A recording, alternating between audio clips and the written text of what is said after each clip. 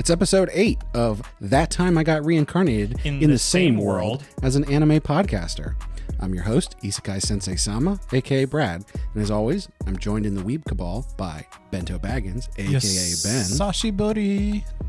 And Kermit D. Grog, aka Andrew. Howdy, howdy, howdy. If you've listened to us before, thanks for coming back. But if you're new here, the three of us are friends who have been watching anime and having conversations about anime and manga and the culture around them. So we decided to share those conversations with the world. Before we dive into everything, a few news items. There's actually a lot of news today. Wow. Busy news day.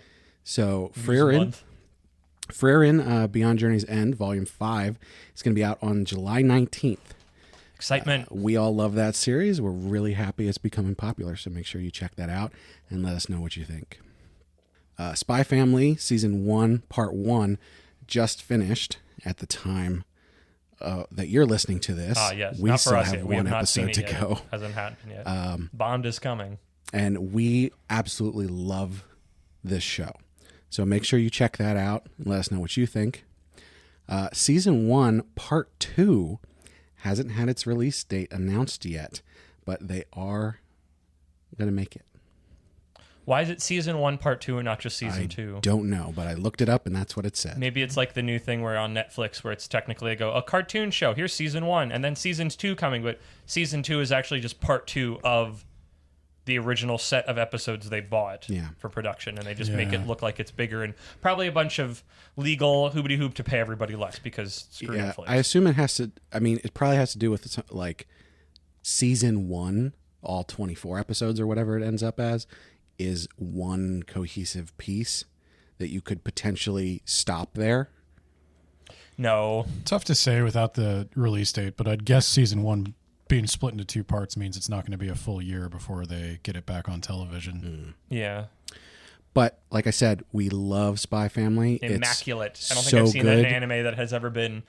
from a manga that was already just kind of perfect at what it was doing to an anime that is just, chef's kiss. Yeah. So, like I said, let us know what you think of that too. Chainsaw Man manga is getting a second part, which is going to start on July 13th, very shortly. So we'll be able to talk about it next episode. Still no idea what that's going to be.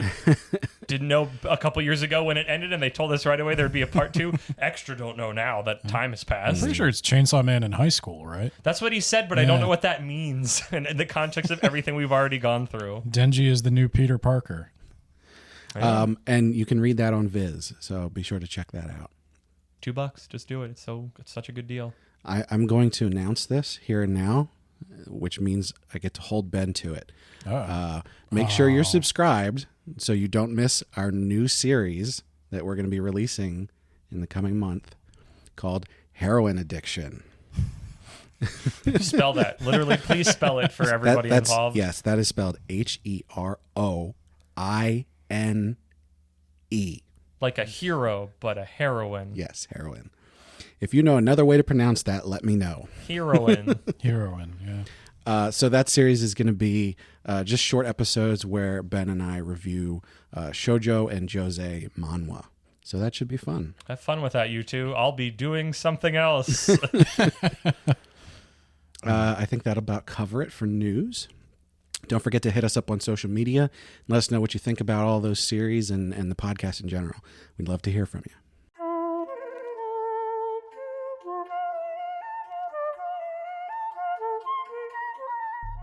Ben, I'm a little bit concerned because I see a full notebook on your lap. Do you want to maybe tell us what's going on there? Yes, I'd like to ask a series of leading questions to direct the discussion around to something that really grinds my gears. Oh, that sounds great because I have literally nothing to say on this topic to start off. That sounds like what I did. I literally earlier today asked a question of Brad because I wanted to complain about something but wanted to do so slightly more politely. So I formed it in the phrase of a question. Yes. And then just came back to what I was angry about. So for the audience, we're going to talk about translations. Ooh, Yes, I would say for the vast majority of us, we do not speak Japanese. We certainly do not read it. At least not well. Yes, and we are consuming this through the lens of translators. So I think a very important question we don't really talk about a lot is what makes a translation good. I'm interested. I have a list of things I think make a translation good, but I'm interested in what you guys look for. Here's a free-form test. I'll grade your work afterwards. Says I'll tell you the right Bento. answer, yeah, after you're done. But So, all right, I'll jump into this. For me, I look for if the translation gives me enough clues that they're actually following the way that it was originally written. So things like you'll read the way people speak to each other, and I'm relatively familiar with the polite culture of how you address people in Japanese. So, I mean, my name is Isekai Sensei Sama, right? I should know something about it. But what I'll see a lot is there's different ways that different translators go about it. And so sometimes you'll have somebody's addressing a prince. And so in the original, they're saying Richard Sama, right? Mm-hmm. However, in the translation, they will say Prince Richard. And what's important is the translator always makes sure to include the title of the person when they're doing that, because in a lot of cases, when the person addresses that important person without Sama, that's showing a level of familiarity, which is very important, usually to the story, but especially culturally. So when the heroine just says Richard, then it's like, oh my God, she just said his name. Yes. Oh, that's so crazy. They're dating, obviously. Wow, we're getting in deep right off the bat, but I feel like that's what you just talked about, Brad, captures one of those big ideas of just, can you culturally get across what's in the original to, I guess for us specifically, like American English? Can you get concepts across and ideas that our language and way of operating doesn't have vectors for normally like capturing? Like your whole like the Sama, and you say, oh, Prince Richard, or just other or all the concepts. Various like you can read Midoriya as Deku. And all those weird things. Translator Uzumaki is like a thing. It's you can Light Yagami, but you can read his thing as something else. I'm doing this really poorly because no, I think that's a really good point, because sometimes I tend not to pick up on this when I'm just reading things for fun. But now that I'm thinking about it, my knowledge of those cultural norms is sort of automatic to me now. I pick up on that stuff a lot because I've read about it and I understand how it works to a degree. And that actually makes me wonder, like, if someone is just opening this for the first time, they have no concept of Japanese culture at all, are they going to pick up on that? And I don't know the answer to that, because it's so natural for me now to just know what's going on with that stuff. Either of you, have you ever had the opportunity to see or read the same piece of work translated by two different people? Yes, actually. No, but that sounds like a thing I really want to do. So if you've been around like anime long enough, I mean, I've seen the legendary Ocean dub of DBZ. Okay, and then, sort of then. If we're saying dub, like we're saying subs for things. And I'm willing dubs. to say, have you seen an anime with two different scripts? Basically. So I'm going to say, I'm going to try to keep this to just subs, because I feel like once you get into translations to dubs, that's a whole other ball game. But yes, I have seen a couple situations where I went from, we'll say, watching anime in less than scrupulous means and moving to official, or vice versa, where I had to go, oh, you guys were using this like specific translated word, and now these people aren't translating it, or they're translating it differently, and trying to understand what was going on. Yeah, I think I really only have one good example of this in anime. Okay. Most of my experience with it is in manga, especially manhwa, because a lot of the manhwa I read, there will be a unofficial translation that comes out, and then potentially months later the official one comes out, and you can tell the difference very easily then. But for anime, very specifically, and I think this is a really good example, and we talked about this a little bit before, but way back when I was just an anime baby, I started watching One Piece, and That's way late in the game compared to where I started. True enough. However, when I started watching it, it was, we were torrenting things, right? Yeah. And there was one big name in the game, and that was Kaizuko fan subs. Yep. And their subs were like, you couldn't even compare them to anyone else's because they went way over the top. They're better than the officials. Exactly. Yeah. They had like animated subtitles when people would do their attacks and stuff. And I can't speak specifically to the translation because in fact, I don't think I ever actually watched an older episode with an official translation. But there were definitely different points where you could sort of pick up on something and go, oh, in the fan sub, they translated that thing that he's saying as this, but now in the official one, they're sort of just glossing over that. They're not. And that was how it was for Kaizuko, is that they went way in depth and that classic thing with the Naruto fan sub with a Keikaku means plan. That was Death Note. That was Death Note. Is all according to. I don't remember if I ever confirmed if that was real or not. That was in Naruto too. I know it originally from the Death I don't Note know one. It's where the image where it just says all according to Keikaku with a little asterisk star, and then at the bottom with the star it says Keikaku means plan, which is now and has been for a long time a meme and a bit that I still do now because I think it's funny. A legendarily bad translation note that made its way into the lexicon. Yeah. The thing is, though, is that, back then Kaizuko they were going so hard into that. And when I switched over to like everything being official translations, especially like getting into Crunchyroll and stuff, years and years ago, the official translations were terrible. Like they spent hardly any time on it. And it's a stark contrast. When you say that, do you mean the manga? Do you mean the anime? Do you mean the 4Kids dub that didn't care? I'm not even talking about that. that. Other conversation. So that is a whole other conversation. Let me tell you. Specifically let's rein us in a little bit from that. Yeah. Specifically about official translations years ago versus today. Because what I find is nowadays animes become so much more popular. They put a lot more effort into translations. Crunchyroll. And Crunchyroll is not the worst offender. Netflix is the worst offender. Yes, of legendarily bad translations. Yeah, there's subtitles. I only watched like 3 or 4 anime on Netflix, but yes, I definitely agree. There's times when I'm watching them, it's just like, what? See, I don't actually know that I would agree that they're putting more effort into it now. They're certainly throwing more at it, but I think the translators are largely underpaid. Undervetted. I think you pass a very simple test, if there is even a test, and then they let you go, and they give you very little time to do it, and I don't know if they ever clean it up later. So I think they do. I don't know if they clean it up for like a Blu-ray release. I haven't bought an anime Blu-ray in years. What I said makes a translation good is like in order of importance.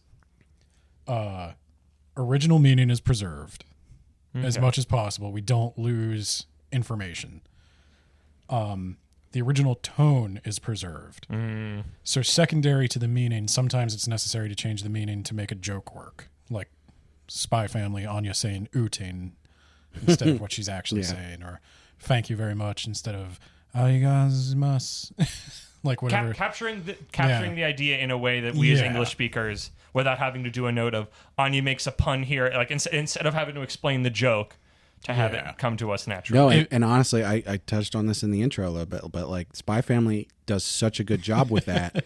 They really sell the fact that Anya is a child. We can't get distracted on this again, Brad. Because we this is the translation. About this every episode that Spy Family started having an anime. This is relevant. Okay. The fact that they translate her messing up her words also in a way that you can understand as an English speaker that she is messing up her words. So that I think is the difference between like translation and localization. So when you translate something, you just literally tell somebody what the person said. When you localize it, you take it upon yourself to say it in a way that conveys the same tone and feeling. Like Anya is literally mispronouncing arigato gozaimasu, but I said thank you very much or something or thank you very much or something like that, because it ruins the joke if I have to explain. Yeah, it's not worth it. What you're this is a child speaking poorly because it's a child. Like, to have to explain that is just like, what am I even doing here? So, and how do you actually literally translate the mispronunciation of arigato? Well, and there's a way you could do it where you just put in a bad translation note, which I think that's not good translation. This is one where you should localize. However, I think there are moments of translation notes, but not what you're talking about. So I'm going to shut up. Right, We'll talk about that later. This is my question then: is when you do that localization, I think you have to make a choice in each part, because do you need to preserve the Japanese cultural meaning of something, or does it make more sense to westernize it? You've hit my point 3 of my 4 point. I'm just sprinting ahead. Yeah, which is you need to balance that all the localization strikes a balance between exoticism and erasure. Like the famous Pokemon jelly donut. Oh, yes. Eat your hamburger, Phoenix. Yeah, where what is clearly onigiri is a jelly donut. Yeah. Because and Satoshi becomes Ash, and they did that with the original Sailor Moon as well, where Usagi becomes Serena, and they just wipe out any trace of it being from Japan because the names are too weird. I am gonna be real. I'm terrible at names. I'm extra terrible at names that aren't in a language that I speak, and having as a thought, I mean, obviously I'll never do it and it wouldn't work because certain people would watch it in one way and certain people watch another. Nobody would know who was who, but like, it's kind of nice having names that aren't like, that's why I kind of like One Piece. It's like Luffy, Sanji, Zolo, like it's Nami, like they're very, I mean, maybe they're Japanese names as well. I don't know. Zoro, Chopper, Frankie, like they're like names to my brain. And I think I've seen a lot of that lately. I understand Ben's thing of like, it is kind of erasure. It's just like, yeah, this isn't from Japan at all. But also there's that little selfish bit of me of like, if the names were kind of in English, I might actually remember the names instead of like every anime we've watched now. It's like, oh yeah, that guy, the guy who does this. And like one of you has to go, oh, this guy, the name. And I go, oh yeah, sure. But I think that they're doing that a lot more now. In a lot of the new series, the names are much easier for Western audiences to. Well, I think they're pulling into more Western things, but like besides like 3 major characters, one of them is named All Might. I don't think I could give you a name of anybody in. I don't think I could give you a Japanese name of anybody in My Hero Academia besides like Midoriya and Bakugo. Well, and let me ask you this then, because there is it's not. It goes back to that balance. So there are things with names like Midoriya. Midori means green. His hair is green. Somebody would pick up on that. Yeah, we wouldn't. Bakugo sounds like the word for explosion. Somebody would pick up on that. What's the one guy's name? Tokoyami, the dark bird guy. Yeah. Yami means dark. Toki's bird, isn't it? Yeah. Something similar to it. Or Tori. That's a little on the nose, don't you think? But like we don't get that at all. You would have to have a note about it because you'd have to change their names, and it's like, is there even a pun that would capture those ideas in English? Is it better to call him Naruto Uzumaki and have that be like an exotic sounding phrase when to the people who it was intended for, it sounds like fish cake swirl? I don't know. Like that's the thing. I don't when I read about these, it's like, do they read it and know? It's like, oh, you can read his kanji like this or like this, and it captures this dual meaning, or like these words mean these things. It's like we have names that like kind of have like, oh, this name's kind of this, like as connotations, but there's not a lot of times where we have like, oh, this means this. And it's like, when a Japanese reader reads that or hears it, do they just instantly make that connection, or do they have to like think about it? And I don't know. That's an interesting thing to think about. So I think there's an interesting point there, because I think there's plenty of things in English that we use, as a name for something that means something. I mean, just off the top of my head, there's lots of things that are named red, right? Mm-hmm. That's a normal name for stuff, but it's a color, And so, I think it tends in Japanese, they sort of do that a lot more, but it's not unprecedented. Well, and we have a little bit. I mean, we have like with comic booky sounding names like Peter Parker. Yeah. Wait, that's just Clark alliteration Kent. because We do that. There's a tendency for that, and a lot of those. But it's not Otto like his Octavius? name is like Strong Man. Otto Octavius has how many limbs? He has 8. You mean like strong bad and strong sad Yeah. And Strong man. Man. Yes. Yeah. But So- they're not.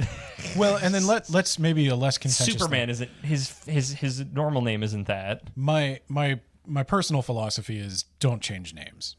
What if there are names that Generally aren't speaking, people? I would agree That's with you. where I don't change names of people or places. That would be my general thinking. Okay, I can agree with that. But what about Kage Bunshin no Jutsu? Ooh, super moves. That should be Shadow Clone skill. That doesn't sound exotic to the people hearing it. It's not like us saying a spell in Latin.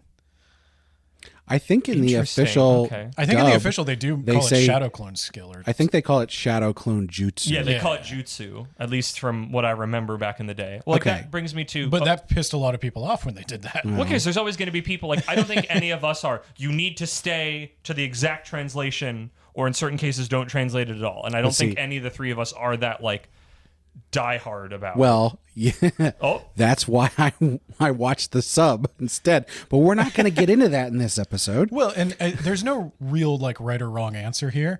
I think it's just always interesting to ask, like, for example, why do I hold the names of people and places like sacred? because they're proper nouns. It literally in our lexicon Yeah. we call them proper. Yeah, Yeah. I think so. They are on a somewhat of a pedestal. I think that's where I would use the translation note to be like, hey, this person would associate this guy named Naruto Uzumaki with the Naruto Uzumaki that's placed in ramen, and he likes ramen, and that's the joke. Yeah.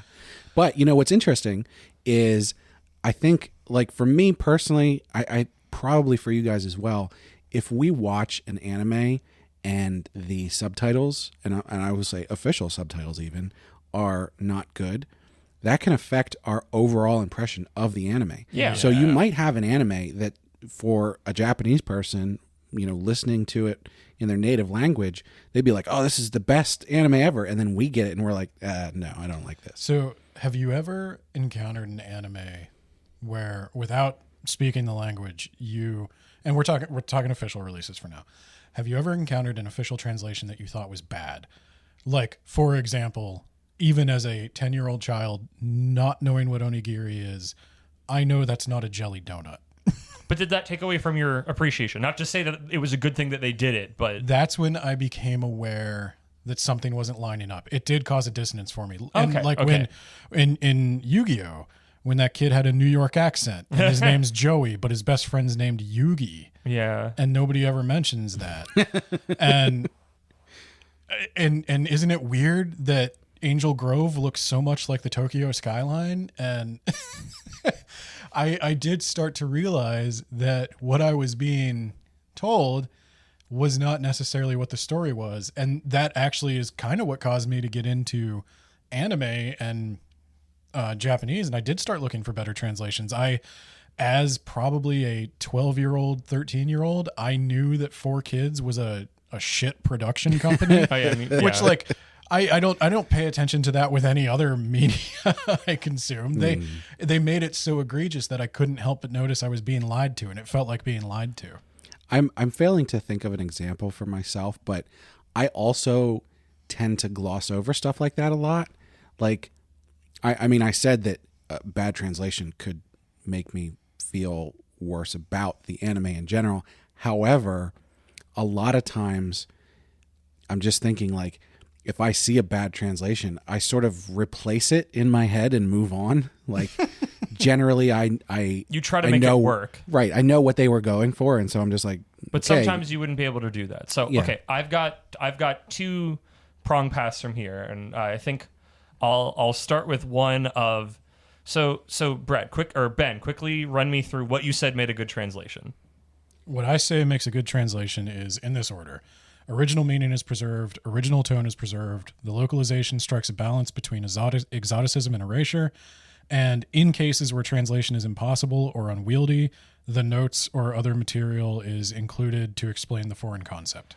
Okay, so, and I'm happy that I can see it from where I'm sitting on my shelf. So, one of my favorite, I know we're not trying to get into subs v dubs, but one of my favorite dubs of all time is Boba Boba Boba Bo, where they knew right out of the gate, there is no way that we can translate the entire, all of these Japanese specific puns and wordplay. So they just tossed almost all of it out the window and just wrote new jokes because there was no way to meaningfully translate it in a way that would not just be constantly this is this is this. I would call that, is this an outlier? I would call that hyper localization.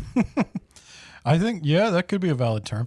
I don't think that's a bad thing, though. I mean, if there is just no way to bring the original jokes, they're just so specific to Japanese, not just culture, but like pop culture, things that you could never know the reference of, even if you studied. Yeah. Although when there's so many, because there are things where I've seen like, freaking the back pages of those Parasite books where the translator puts in his notes of like, oh, this was a reference to this, but nobody in America would get that, so I changed it to a reference to this to capture the same idea. Like, I love those notes. Okay, I could read books and books of those notes. My question then is, in cases like that where Bobo Bobo Bobo Bo is probably the best example and maybe the only time you would do this. Well, I've got some other bridges from that one actually then. So would you like there to be two versions? No. So you get an English translation that's a localization and an English translation that's not a localization, so that you can, as someone who knows Japanese culture, you could read that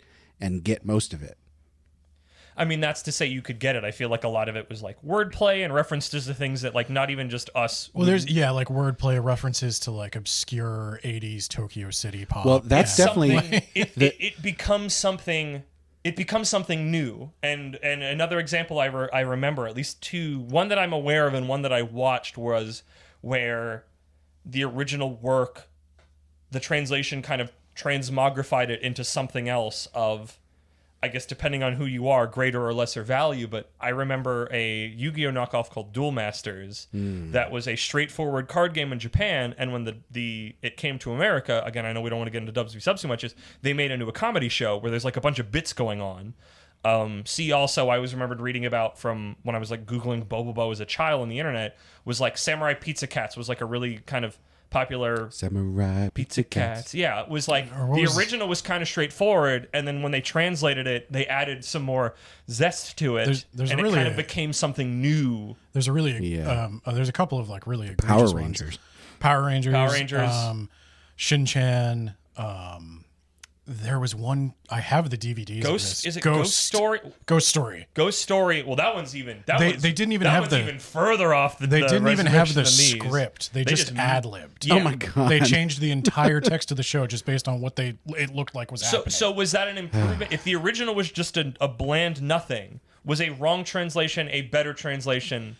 It was than a straightforward one. It was essentially it more artistically meaningful. Was it more good? It was essentially a different work. Yes. I mean, that was like, it's closer to maybe fan fiction. Imagine how much fun they had working on that. Oh, 100%. Oh, and I love probably it. the Bobo guys, because they're just like bullshitting in the booth, and I love it. I've never watched the Ghost Stories sub. I love the dub. Exactly. And it's kind of even offensive now. It did not age well. Oh, yeah, 100%. But I never watched all of it. A lot of my friends were into it a lot more than I was. Just like, I'm not about this. But yeah, it's 100% its own thing. Yeah.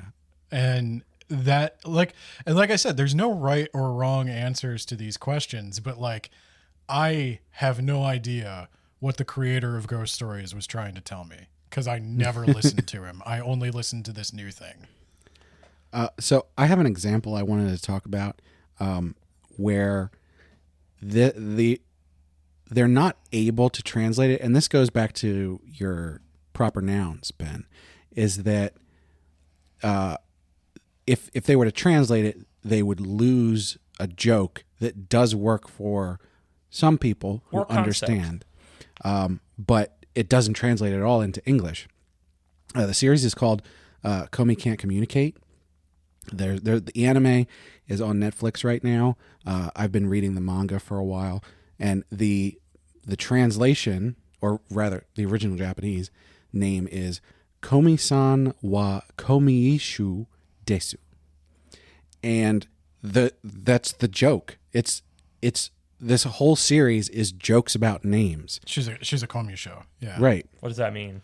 It's a kind of a portmanteau of Komi, her name, communication, and show, which is like a disorder. She has a communication disorder. So we have a thing with translation is that Ben knows about it to an extent, and Brad does, so they can kind of pick up on this, and I don't, and I can't. So this joke is just vaporized, which I guess is why they tried to translate it. But if they kept it as is, it would be gone. Well, and so the series does stand on its own. It's got enough in there. It's really good. But it's now in being an English reader, I am missing an entire layer of it. So I understand a couple of them, but a lot of the times I'll be reading through this and I will send Ben stuff and be like, hey, what does this mean? What is this person's name? And you have to look it up, because what was supposed to get a chuckle gets a... I appreciate that. Yeah, there's a lot of like, that's very clever. And not like, oh, look at that guy. His name is this and he does this. Right. Well, the thing is like literally every single character's name is a pun in some way. So all of these kids in high school, they have all these weird quirks and stuff, and their name always relates to the quirk. And now that I know that, I look for it carefully when they're introducing characters, but I still don't actually know what it is most of the time. And like I said, I'll send it over to Ben and be like, hey, translate this for me. But that's one of the things is like I'm missing that. But you can't change their names to something in English that would go along with that. So because consistently, yeah. I gotta find a good example. Najimi, does that mean something? Not to me. All right, that's a bad example. Bad example. Moving on. But there's a lot of Komi is the main one. The whole series is the pun on Komi communication can't communicate, which it sounds like they translated that well, because you've got Komi can't communicate. Well, you've right. got that triple. But the fact, but Komi and communicate, like it works. But the fact that they translated it, that one does. You lose that joke. So when I first started reading it, Komi can't communicate. I'm like, okay, whatever. I didn't get it. But I think Komi can't communicate is like the best you can do. Yeah. With that, Komi can't communicate. Right. With the translation. Be something but that's what I'm saying. You're losing the pun. But they kept the alliteration. They kept the idea, that the was heart. True. Yeah. But like, there's always going to be something. I mean, we talked about earlier about like things about like honorifics of like, oh, they always said Samba, but this time they dropped it. It's like we don't have a meaningful way to capture that. That is just an entire level of social communicating that you can do in a story that is just, there's no way to get it across as cleanly and as normally as it is in literally any Japanese work. Correct. Cursing, especially. Cursing and rudeness. It's like when they get stuff translated from English, just like everything come off as just flippant. Like they have to now generate all of right?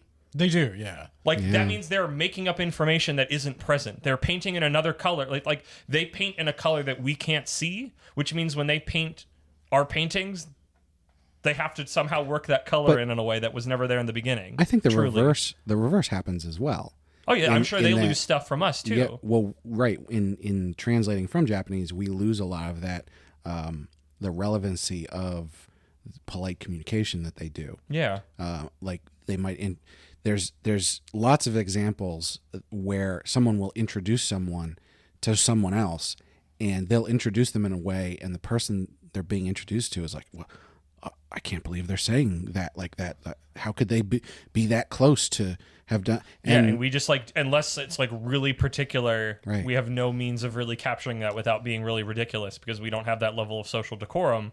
So that kind of frequency of storytelling detail is just you have to work really hard. Or just I remember from some video game translation books that I've read of just oh, this man speaks in a way that is just that old men speak in Japan. So, but we had to capture that short in the little bit we had. I think this was for the original Legend of Zelda, to capture that idea in English, because we don't have just like old people use this word which keys in that this is an old person talking, and there was like a bunch of that where it's just like our speech doesn't have that level of detail, our written word doesn't have that level of detail to capture so much information about a speaker like instantaneously. Japanese has, I think, a subtlety that English doesn't have, and English has a sarcasm that Japanese doesn't have. Yeah. And there are funny ways they do that, though. Like in a dub, if somebody has like the Kansai dialect, they'll make them Southern. They'll make them Southern. And like sometimes it'll make all sense, the and time. sometimes it stands out. Especially when I'm reading it in a sub, stands out like a sore thumb, where it's like, this just doesn't feel like, because it's like none of these people look like people who would speak like that, because when I hear that dialect, I go, somebody's going to look like I'm expecting to see the little like wheat, hayseed in their mouth or something. Right. Well, and it's like, I know, like I've experienced that too. I've been around long enough and read those notes that I know that's what they're going for, because it's trying to capture that idea of this person sounds different than everybody else. This person is from somewhere else. Well, in particular, there's like the Tokyo dialect is like the official dialect, and they have kind of a low opinion of the Kansai dialect. Yeah, I mean, I guess that's us Northerners Yeah, against in the South. Southern twang, but also like there's different ways of approaching it. But it's like you have to. That is a cultural thing that we don't have, so you have to paint with the colors that we have. And does that capture the idea in the same way that it captures it for them? And kinda. So I think that goes back to what I was saying earlier, where you have to pick and choose what's relevant to the situation. Personally, I like to have the notes. I like them to leave it as much as possible as the original meaning, and then give me a note. And sometimes that means leaving the Japanese word in there because there's not a good translation for it. There's not a good quick translation. And that brings me back to Kaizuko fan subs, because there was lots of debate.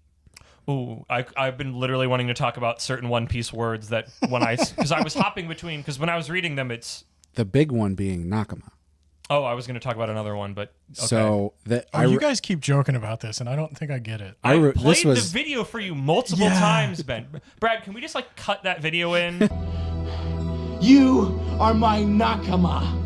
It's just like, you are my Nakama. That's all I remember. Yeah. Well, so it's a Pro ZD video about, I think it was like fan subs versus the official one, and then it's like the actual one. It's like, you Sasuke are my brother, and then in like the fan dub, it's like, okay, bitch, ore, you are my Nakama. And then Nakama has a star, and it's this entire write-up where it's like, Nakama is a word from One Piece that means brother, and then it just keeps going into more and more detail. And like, that is why I make that joke all the time. You're getting it very wrong, so I need to correct you. Okay. That's my funny version of it. Nakama is more closely translated to like family. Brother would be Aniki, right? I can't read the bit. I don't have my phone with me, but I don't mean that literally. I mean, that's what it says on the screen for this video that I'm referencing. Maybe.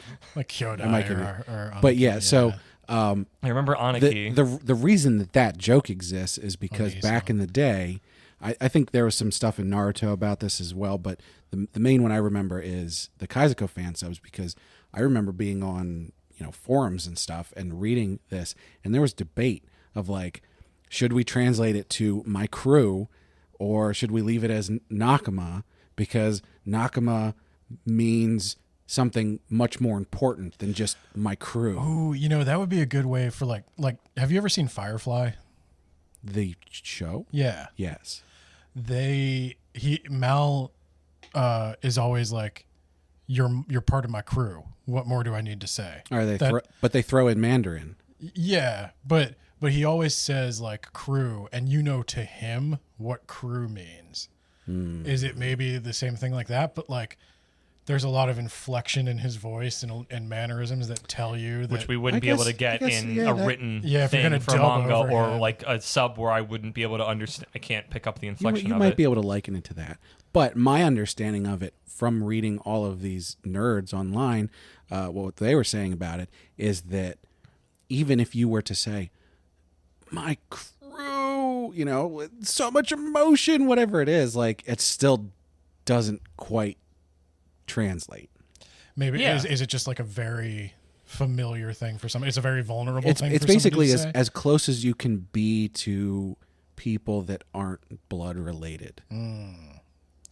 Yeah, which is probably not something they throw around lightly. And it's a Right. theme Like, you of just can't One understand the Piece. weight. So, like, Yeah. it's kind of important. Like, in this case, this is important to the themes of the story, but also it's like when you're translating that, do you know that at the time if there isn't more of it to know that it's important? This isn't your boss saying, we're like a family here. This this is like we work hard, we play hard. Yeah. F off.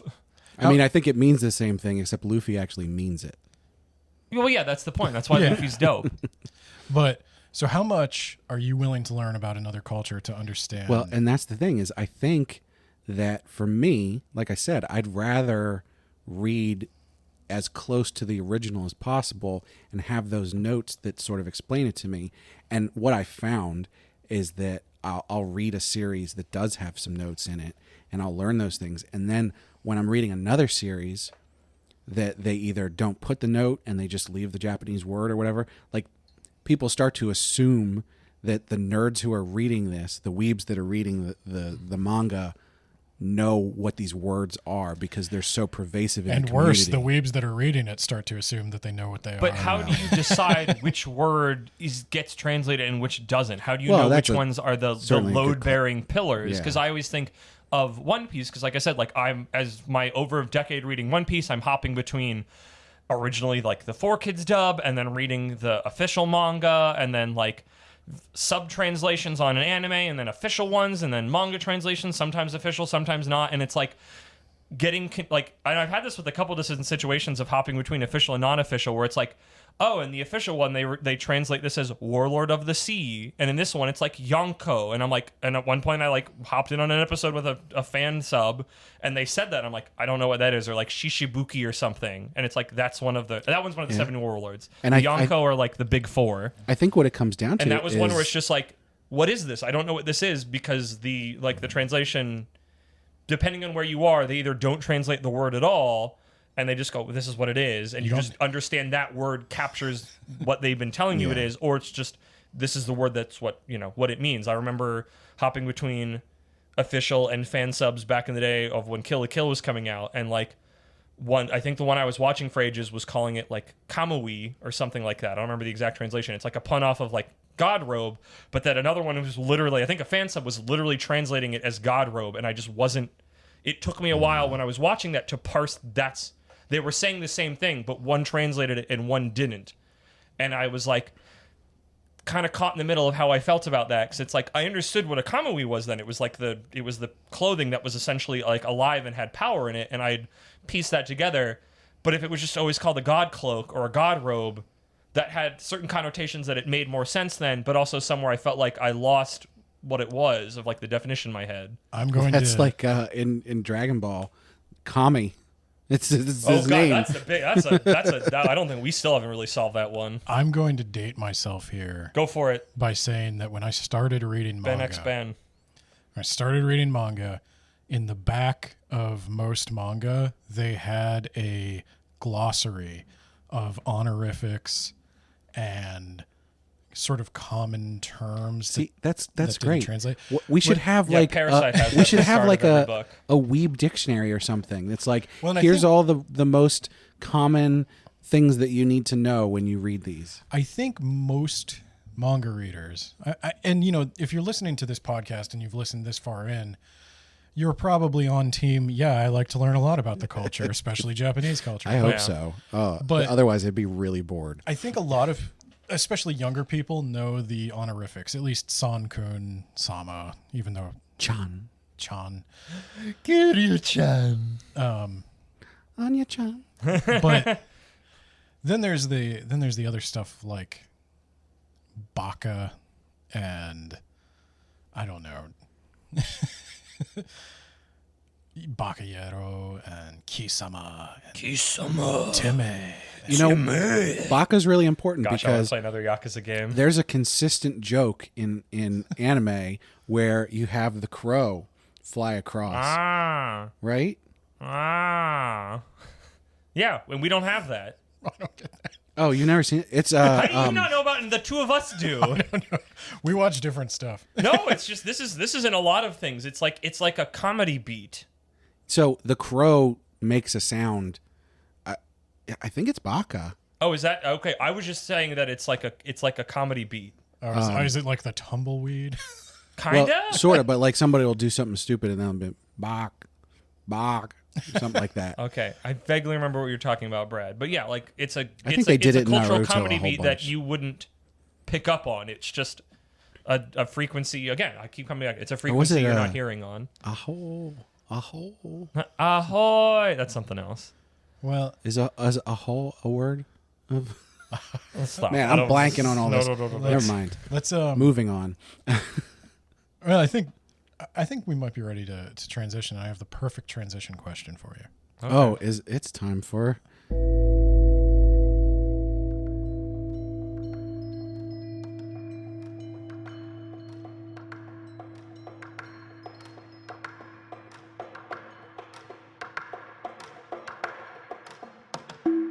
It's time for would you rather read a bad translation or not read it at all?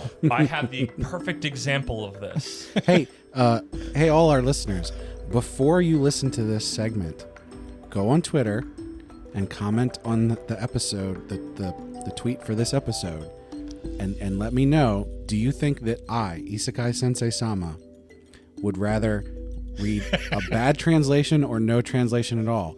And then come back and we'll give you the answer shortly. I think we all know. I think I know the answer in my heart. Play a what little you're gonna Jeopardy say. music here. Take 3 guesses. The first 2 don't count. Hopefully no There's one only needs 2 more answers, than one. yes or no. Softball. What did we say my number was? 650? Every time I say a number, I think it's ridiculously high, and you go higher. Yeah, exactly. I mean, it does keep getting bigger. So, yes, I read so many fan translations that are just they're so bad. Google Lens is the worst thing to happen to manga. I don't understand because Well, at least for you the most should part, start there, Google Lens, and then at least go, okay, I guess this is what they were going for. Like, at least massage it a little right, bit. exactly. That's the thing. If I start reading a series by one Scanlator group and they're doing fine, and then they'll drop it or whatever, and someone else will pick it up and then be like, I'm just trying this out and I've never translated before and this is just a machine translation, and then I'll read it and I'll be like, none of this makes any sense. Why would you upload this? There's literally no point to this. There's no single sentence in this 16 pages I thought I was going to have to work a lot harder. that is a This coherent sentence. You open the floodgates, Ben. No, this is everything I was going to. I thought I'd have to be arguing Oh yeah, this no, point. no. He's been. This is why we were having this. This is why this topic was happening. It was the collective gears grinding. It's literally like there's no point to read it, and I'll read it. I'll read the whole thing because I'll be like, there's no got to point, be. but I will. I read have it. no standards. I'll shovel it into my brain, guaranteed. There's gotta be something in here that I can understand. Because Why? Wait. no, but listen, Don't. like I said, I started the series with a different group, so this is something that I've become invested. So in. you're in the middle. Right, So you're still okay. No, I can respect that. and so 'Cause basically, yeah. I'm reading it out of spite. That's stupid. Who are you spiting? Yourself? Maybe. I know normally I give you garbage for having garbage taste, but in this case it seems like you're actively doing harm to yourself It's- to spite yourself. It's. I have to read it I have a because I problem. got invested in it, Brad, say I have a problem. and I go through it and I try Brad, to say I have a figure problem. out what the problem, what The problem is you're a completionist. The problem is you have a that's brain true. problem. Say I have try a to problem. figure out what the story is, so if it gets translated properly in another chapter, because a lot of times people will pick up a series, they won't go back and translate the bad chapters. They'll just start from where there's one missing. Boy. And so I need to suss out something from it. Brad, say I have a problem. No, I'm invested in the series. I gotta read it. I've been there and I waited. I've been there and I translated it myself. I've been there. Like that's what I'm going to start doing. I'm just going to send it over to Ben. I'm going to be like, Ben, translate this for me. You're going to learn how to do it, you lazy. Or you're going to put it through Google Glass and then massage it into something that resembles something. We had that. We found that one the other day, and I did the test one, and I fixed it. So yeah, you can go out there and solve the problem instead of being a part of just the like. This is terrible, but I'll put up with it. So this whole episode came from the bonus episode we did where I had to read a bunch of isekai. And some of these are translated so poorly. I encountered a level I had never encountered before. I understand somebody really wanting to read something and translating it for themselves and then uploading that in case anybody else wanted to, and just with the knowledge that I'm not a translator, I don't speak great Japanese. But not only was it apparent that these people did not know any Japanese, they also had a tenuous grasp at best on English. Oh, certainly. I know there are people who do Scanlations that will do, like, they speak English poorly. They basically don't speak Japanese at all. And what they do is they machine translate it into, like, maybe they speak Portuguese or something. Yeah. And then use that and translate it into English. No, that's what I saw somebody going Japanese to Mandarin to English, and they did not know enough English to be doing that, and they knew no Japanese. But, you know, there's definitely a part of me that's like, why are you doing this? Because, like, you don't get anything out of it. At best, someone might email you and like try and sue you. But, like, I mean, it could be bringing something to the world. I mean, I think they get attention. I think they get a big kick out of seeing their download numbers go up. That's the dopamine. I suppose. I mean, we have that with our podcast, don't we? A little bit. I like to see the numbers. So, like, my master example of this going up. I like that. is the infamous Duong translation of JoJo Part 4, which was, I believe, either I don't remember if they were Vietnamese or Chinese college students who only spoke a little Japanese and only spoke a little English, translating all of JoJo Part 4 from Japanese into English. And people, I think it was popular when I was getting into JoJo. I think right around, like, I didn't read an official one. I read a fan sub, but it was not the Duong translation, which is named for, there's a point where the main villain Kira he's talking about, he's like, he's on a hill eating a sandwich, and at one point he goes, "What a beautiful duong," and it's like, what the heck is a duong? I think it's supposed to be like, what's a beautiful duong, but like that one has a lot of like now famous like memes of just translations that were like comically bad. Yeah. In a way that like people screenshotted it, like, but like there was also just like people wanted more JoJo so bad that they just like, this is all I have available, so this is what I was going to read, and like the scans were bad and the translation was bad, and it wasn't as infamous, but like that was a big thing of like Part 5 years ago wasn't big in America because we didn't have a good translation. But the one we had, like this, like literally the scans were poor and the translation was hard to follow, and it doesn't help that the stand powers in Part 5 get even weirder and harder to follow. Like that was like, there was a reason that there was a meme well before we had the probably even 3 anime, where there was a picture of the main villain Stan King Crimson where it just said, "It just works," because it was so complicated to try to describe to people that people just said, "It works, it does whatever it does." But like that was a whole thing because it was so complicated because the translation was bad to understand what it was doing. I'm pretty sure Araki just put that in there because he got sick of people asking. No. It makes sense, but just it was a kind of power that was hard to already expressed visually in a still format of manga, and then a bad translation on top of that can even further muddy what has happened. And I remember reading that and just going, come on, and like you just have to keep going, because it's like, I guess from your thing, it's like I wanted to get to the end, but no, that's exactly it. But I had Those a continuity exist. of you know what? I did the same thing as you. There was a continuity that I had read other JoJo's, and I wanted to know. It's just mine is more trash than yours. Okay. Yes, because other people had read it and were talking about it and making memes, and I want to know, but who is talking about and making memes of these things that you're There's reading? like 4 people. There's dozens of us. Yeah. No, but like, I understand. I'm going to say this, and then I'm going to say a thing that kind of contradicts it. So like normal. I understand that anime and manga largely exist like in the way they do in this country, the effort to like stop erasing the Japanese culture from anime and manga. All of this comes from the valiant effort of fan translation, people exchanging VHS tapes at cons. I really never thought I would be on team shut it down until I read some of these that were translations so trash. that were just so like, if you're doing it for your own education and you don't speak great English or great Japanese or both, and you just want to give it a go, that's cool. Yep. The Duong translation was a school project. And I guess if you put that out there, then people will Yeah. be like, hey, here's what you got it was wrong. better than nothing. People liked to Kira saying, I looked at the Mona Lisa and it gave me a boner. That's a quote. Nice. That's a direct quote. But I don't know. When you're putting these out, like, if you're calling yourself a translator, it almost feels like stolen glory. And it definitely stolen valor. It definitely feels disrespectful to the artist. Yeah, I can see that. When you're just totally butchering what Which they're is saying. why Translation I like, is also, I would say, an art and not a science. Yeah, I if like you approach it like a science, I don't agree with you. I do like a lot of the scanlators who just do machine translation. They always have the disclaimer at the beginning. They're like, machine translation. this is machine translated. I hope it's good enough. When that's like, I ran it through the machine translator for you.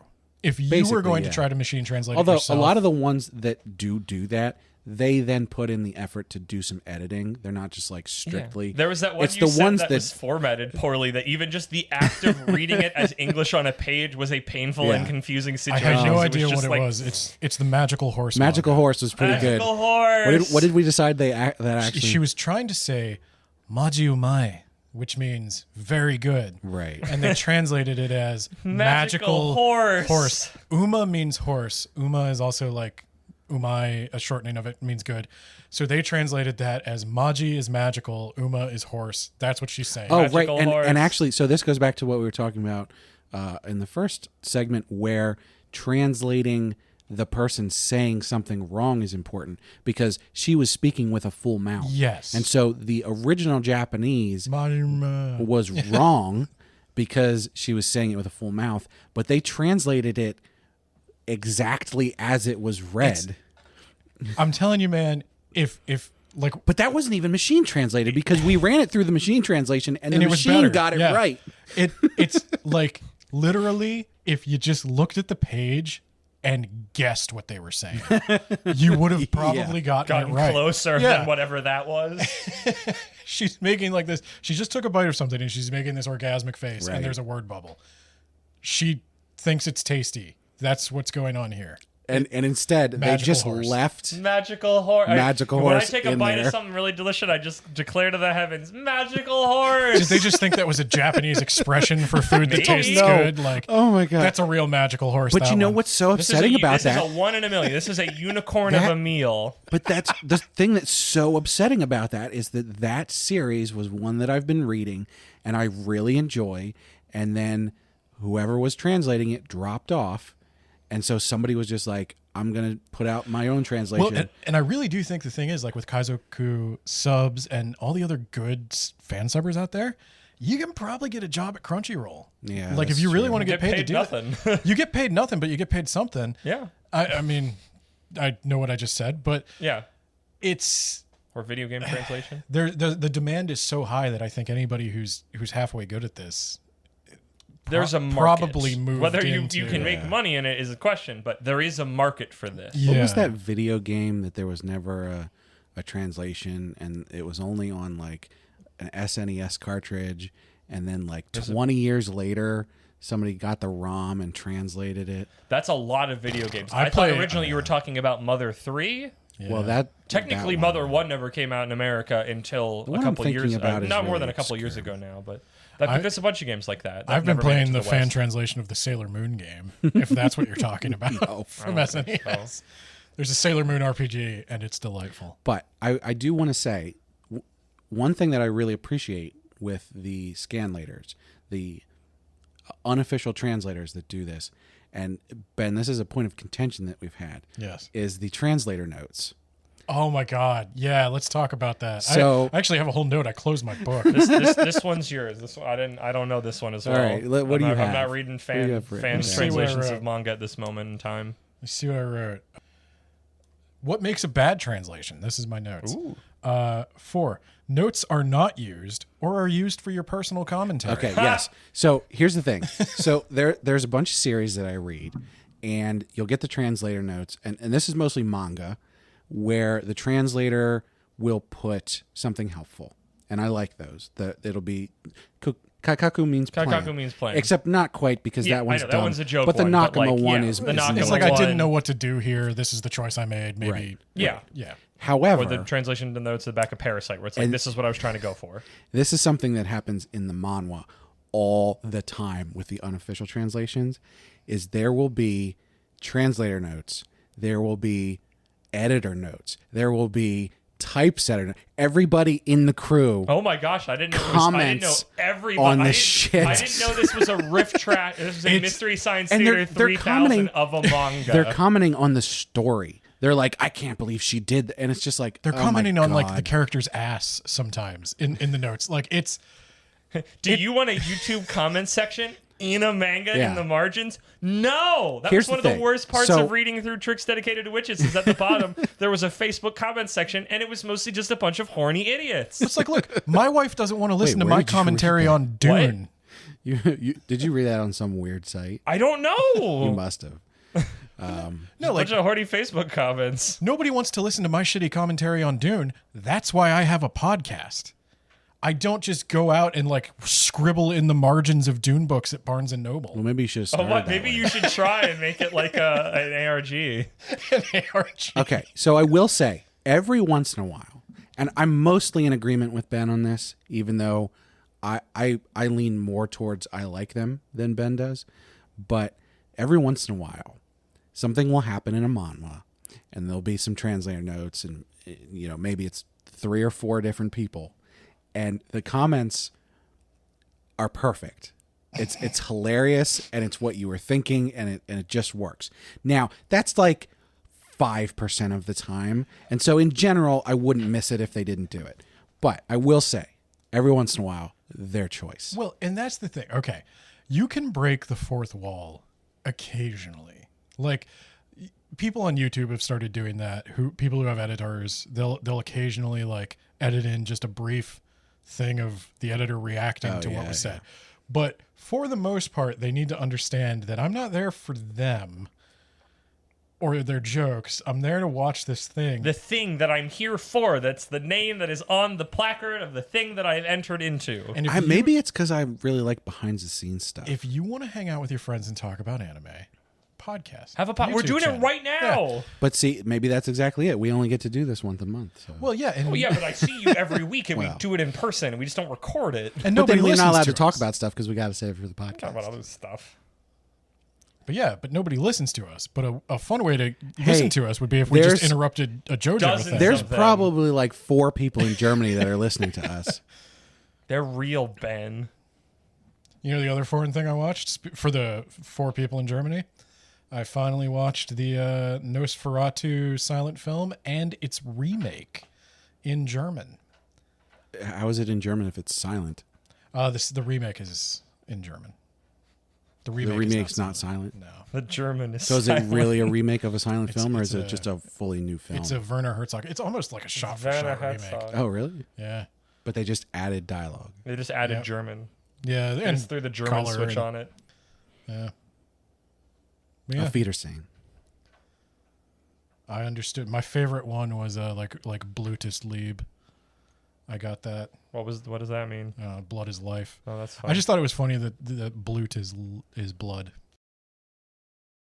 So exciting news, guys. We actually got a sponsor. So we're going to do a quick ad spot and then we'll come back and talk some more.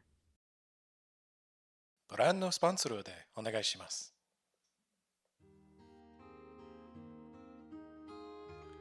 You know when you feel the weight of horniness. You may feel exhausted, hopeless, and frustrated. Whatever you do, you feel lonely, and you're beginning to wonder if the romantic subplot in your manga is just one big tease.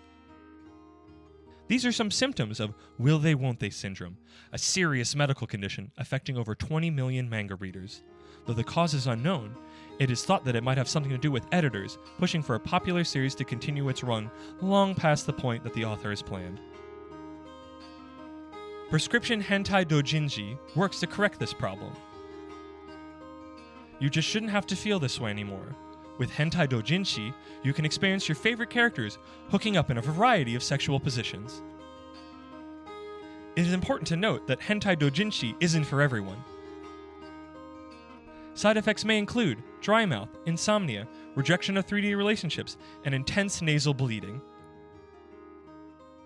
Ask your senpai if hentai doujinshi may be right for you.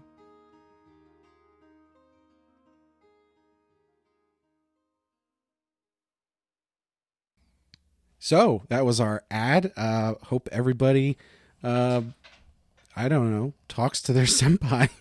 I mean, always just talk we to your gotta senpai. get that conversion rate up. So Yep.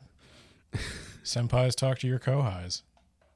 Andrew, last time we inexplicably got a letter from Truck-san. Yes, Truck-san appeared oddly underneath my door in the apartment that I live in. So I have to ask, did we? Oh, I think we did. There's a letter. I'm just holding it next to the microphone. It did appear on my door. It was really creepy, but we just got a letter. We just got a letter. I know who it's from. Oh, okay. And he Because they say I confessed don't to know who I many want. murders. That is true. I mean, technically, yes. So, an interesting one on this one compared to the last one. It's typed out again, like last time. There's parts of it that have been redacted. Oh. Okay, so apparently, I don't know if he did that or his organization has come in for this. I would venture to guess that the organization definitely knows what we're doing. At the very least, okay. I mean, I'm hoping that means as long as we got it, that he can keep doing this. That would be true. He's not getting fired. He Oh, I hasn't think talked I about can getting see the fired marks yet. there. There's only like 3 of them on there. There's so not too much. I'm hoping. I guess he's not revealing too much dangerous information then. You'll understand why those parts are redacted when we get there. I've already read through it and kind of know why, and you'll kind of understand when we get there. So I'll read out at that moment when it's redacted. Here we Exciting. go. Okay. Gotta get the voice back. Oh my god. It's like he's here with me. Truck saying he is You speaking in your don't ear. want him here with you. That means I you're don't about want to his die. truck here with me. Yeah, that's true. He's not if he's just out and about, I'm sure he's fine. Dear, that time I got reincarnated in the same world as an anime podcaster host, Brad, Ben, and Kermit. I cannot begin to describe how much delight and loud whooping occurred in the cab of my truck when I heard you read my letter on last month's episode. I was so in a state of euphoria, I almost hit a powerful businesswoman instead of the set-for-death pale loser I was intending to mow down. Whoa! I wonder what kind of story that would have been. A person going to another world already equipped with useful life experience, and then the added benefits of an isekai reincarnation? No need to think about it. We here on the Truck Force stick to the script, but I digress. Your voice and music choice for my letter was spot on. It reminded me of growing up in Redacteds before I found myself in Japan in my current macabre employment. It's been a trip acclimating to the culture here. I've had my fair share of sans, samas, kuns, chans, senpais, kohais, and the rare dona when my boss really hits the sauce at a company party and decides he's a samurai captain. I've also been known to drop a nani, konnichiwa, arigato, ganbatte, and sometimes an omae wa shinderu if I'm really feeling myself after a job well done. Oh my god. But never a gomenasai. I'm a proud redacted, and I do not say sorry for being me. Luckily, one of the perks of being an isekai driver is that we gain the ability to understand and speak all languages as needed. So that's pretty cool. I mean, don't you think it's weird that every fantasy world these Japanese people get sent to uses the same language structure and ideas present in their home world? Well, my paper's going off, directing me to another hit, so I'll have to leave that particular question to your learned podcasting heads. Until my next letter, your favorite driver, Truck-san. I got a question. I mean, he's not here, but I guess we can ask him through this. Yeah, why does he refer to Ben and I with our names, but he calls you Kermit? I don't know. He's either insulting me or coming on to me. I think, because he's not using the proper honorifics. I think it's that, I mean, maybe this is me because I'm reading them out loud, but I just think Brad, Bet, and Kermit with his accent rolls off the tongue really nicely. I see. I think it just flows well. I think we can safely assume what was redacted was him admitting that he was actually from South London and he's a proud Briton. That's the scariest thing of all. Especially considering that he's killing people in Japan. But that's a part of his organization, and they're going to a better place. I suppose. They're going to a new world where there's lots of room to run. I mean, he almost hit that one Japanese businesswoman. Like, I mean, what would have that story been? How many women die in isekais, Brad? Not Isekai as many. Sensei-sama? Not as many. Never. They're there to be saved. Well, no, most of the time. They're there to be your harem. No, most of the time, if it's a woman, there's one of two options there. Either she will go and go into a place and be the saint there. Actually, I guess there's three. If she's by herself, she's normally the saint. Or if she's by herself, she'll become the villain in a manhwa that's an Otomo game, something like that. However, there's the third one, which is the whole class gets summoned. And in that case, that's most just of the one time... of many. That's not In those cases, the girls are, heroes alongside the boys. And a lot of times they'll be like, oh, the girls are going to have hero roles, or like 2 or 3 of the girls are not healer roles. Yeah. 2 or 3 of the girls are healers. We and can't then be there's creative. one who's an archer and another one's a mage. And there's hardly ever a warrior. But if there is a warrior, she's like bigger than everybody else, and it's a joke for some reason. So... Because can you imagine like a woman being a warrior? I know. Could you imagine a woman? Wasn't that last episode we talked about of like Japan thinks tall women are weird? What were we talking about? I think mangakas think tall women are intimidating. There is one manhwa that I read, woman. the Red Knight. Oh, what is it? Anyway, it's one of the ones on your list, so we'll get to it. Oh, good. And your crime sentence. There's a bunch of women who are knights, and they're like good knights, and nobody like says it's weird or anything. It's very progressive. We should read like the classics of shoujo, like your Sailor Moons, your Revolutionary Girl Lieutenant. Is this like? Is that what heroin addiction is going to be? Is that Brad thinks it's just to get you, Ben, to read a bunch of manhwa, but it's actually also secretly you, Ben, to get Brad to read some of this original shoujo? We could probably do that eventually. It's a cultural exchange. No, I've literally given him a list of the ones that I think he will like. I did previously read the worst. And they weren't all bad. Some of them the worst, but some also of them were actually decent. Them, so. Okay, yeah. But I thought it was Truxan brought up an interesting idea that it's like it is interesting that all these Japanese people with all this like specific like verbal decorum everywhere they go also has that. Like they don't have this moment of like nobody's using honorifics. People are just using everybody else's names. They must be so like that's not present anywhere. So there's a lot of series that just gloss over that and don't even talk about it. Then there's some that'll be like, oh, when you get isekai'd into this world, we're giving you the ability to understand these languages.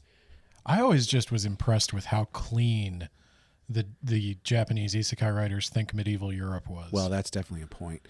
But there's also ones that actually make it a central plot point that the character does not understand anybody in this world, and they have to like deal with that.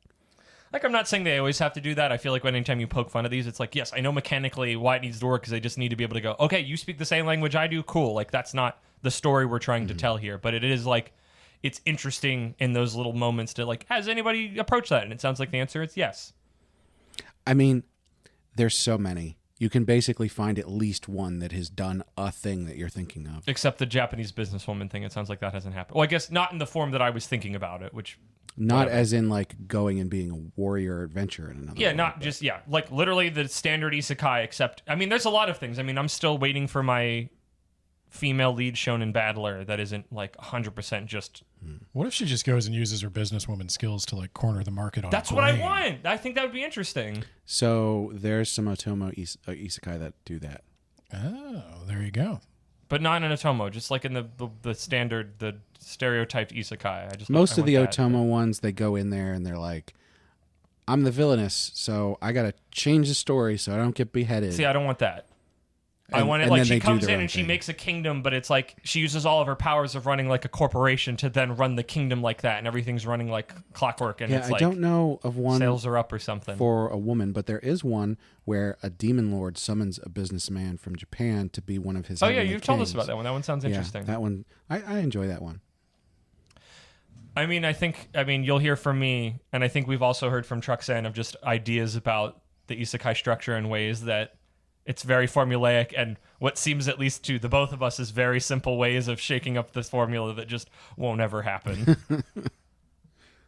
But hey, who knows? I mean, again, I guess I know who knows. You would know, because you know all of them. Well, it'll happen if it hasn't yet. It's I'd liken it to Rule 34. I would also, but not in the way you're discussing. I disagree with also, you because that's Rule very, 34. Rule 34 stays very true, but a lot of my ideas about isekai do not exist, at least in the format that I'm picturing them. Well, as soon as you talk about it, it'll exist. Keep at me some posted point. then. You just have to wait for somebody to I don't even know if I want to translate read it. It's just more of a curiosity, but yeah. But no, thank you, Truxan, for another letter. Yes, please don't send us sensitive information. We don't want to have to deal with the organization. So, Well, I think, like we said, I think the organization was the one that redacted those bits out. I think we're okay. Obviously, it came to us, which means they're cool with it. yeah. I think he just writes what's off the top of his dome. I don't think he keeps. I Look, don't the really. last- I think he's just happy to have somebody to like talk to that like knows but but isn't like one of his coworkers. I don't really want them to be watching. They were probably already watching. They're already it. watching. I'm was called gonna say, they're Isekai coming for you Sensei at some Sama. point when you were The about last on time your we deathbed. offended them, we just got reincarnated in the same world as Anime Podcast. Exactly. So,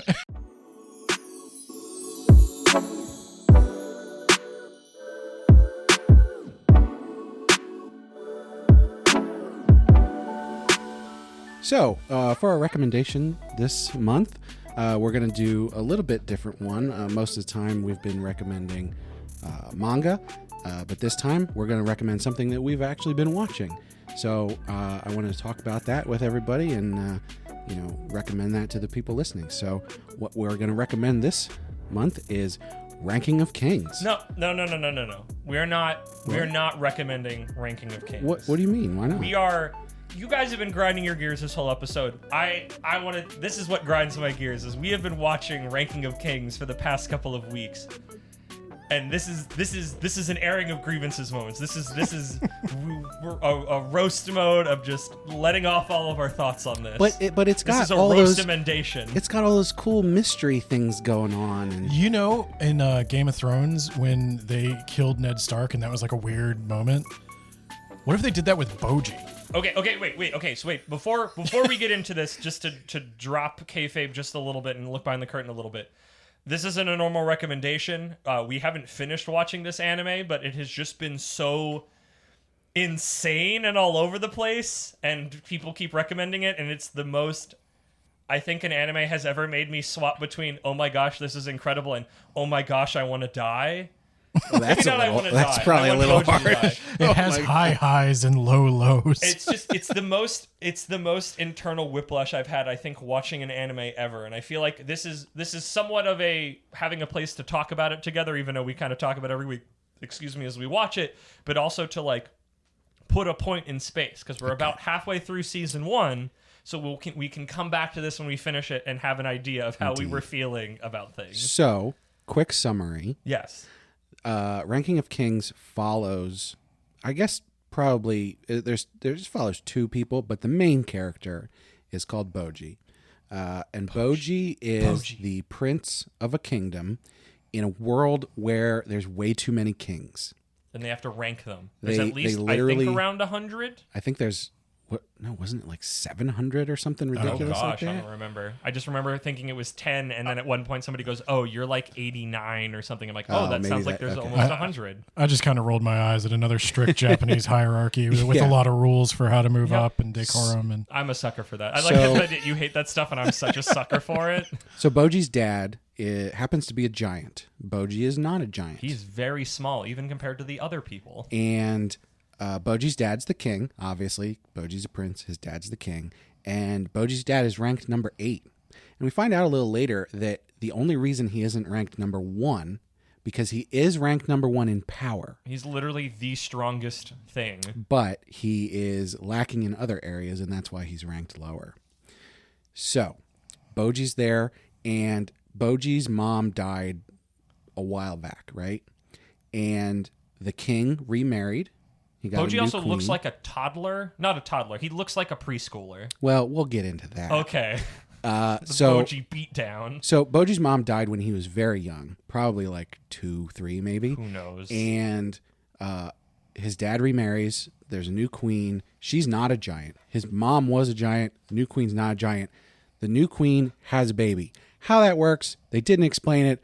I'm not going to ask. Don't you think too hard about it. I'm sure they'll do some world building on So- it later because this show's crazy. Boji now has a little brother, A stepbrother. Daida.